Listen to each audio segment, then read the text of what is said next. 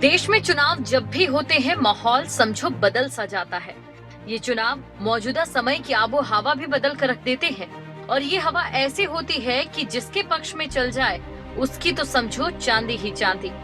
लेकिन इसे हवा का रुख अपनी तरफ मोड़ने के लिए राजनीतिक दल बड़ी मेहनत करते हैं और कोशिश करते हैं कि ये मेहनत रंग लाए और जनता को वोट उन्हीं की ओर आए। और जब बात यूपी की हो तो पूरे देश की नजर यूपी के चुनावों पर टिक जाती है और नेता चुनावी माहौल में कई दावों और वादों के पुल भी बांधते हैं। वहीं हैदराबाद के सांसद और AIM प्रमुख असुद्दीन ओवैसी ने भी 100 सीटों पर अपनी पार्टी के उम्मीदवार उतारने का ऐलान कर अन्य दलों के लिए अब खतरे की घंटी बजा दी है। असुद्दीन ओवैसी ने कहा कि हमारी पार्टी 100 सीटों पर चुनाव लड़ेगी। हम 1-2 और राजनीतिक दलों के साथ बातचीत कर रहे हैं और समय बताएगा कि हमारा गठबंधन होता है या नहीं, लेकिन हम चुनाव जीतने की स्थिति में हैं। इस दौरान वो बीजेपी सरकार और PM मोदी पर किसानों के मुद्दे पर भी जमकर बरसे। 700 किसान मर गए, अपनी जान दे दिए।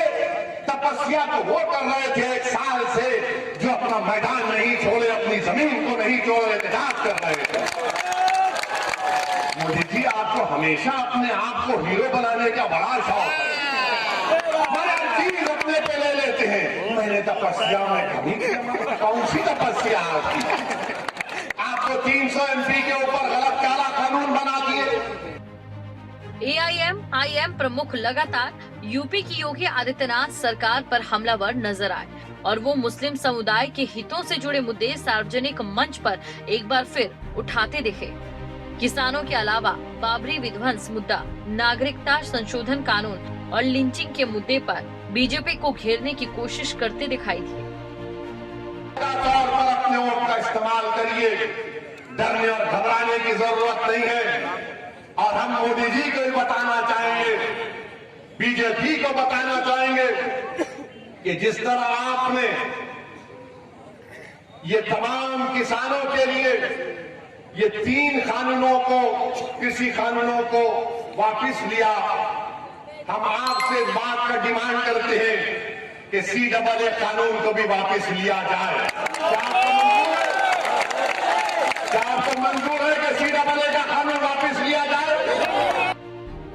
आपको बता दें, AIM प्रमुख असुद्दीन ओवैसी बाराबंकी के रामनगर विधानसभा क्षेत्र के भवानीपुर में आयोजित शोषित वंचित समाज सम्मेलन में शिरकत करने पहुंचे थे। कार्यकर्ताओं ने उनका भव्य स्वागत किया और इसी दौरान ओवैसी भी चुनावी मूड में नजर आए।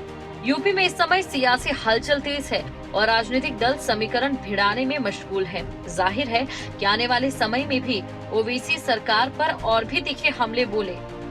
लेकिन इस बीच ओवैसी के 100 सीटों पर चुनाव लड़ने के दावे से सपा और बसपा की मुश्किलें बढ़ती दिखाई दे रही है।